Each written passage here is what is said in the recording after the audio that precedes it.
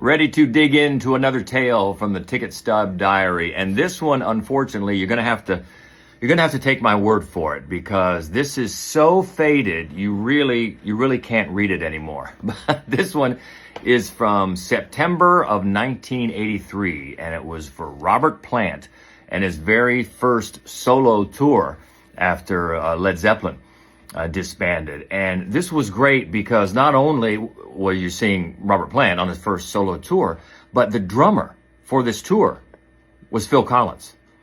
He had done a couple of the tracks, 3 or 4 of the tracks on Robert Plant's first solo album. Phil Collins was the drummer, and he came out on the road for this tour, and he was the drummer for the show, which was super cool. And also, at one point during the show, Robert Plant let Phil Collins do "In the Air Tonight," which was pretty awesome.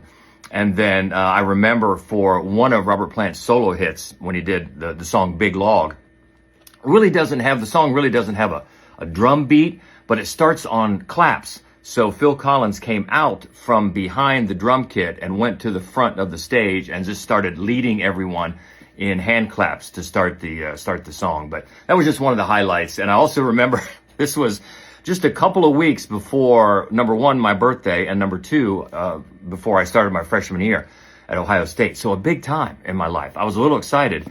And right before the exit to the venue, this was at Richfield Coliseum, the old Richfield Coliseum outside of Cleveland. It doesn't even exist anymore.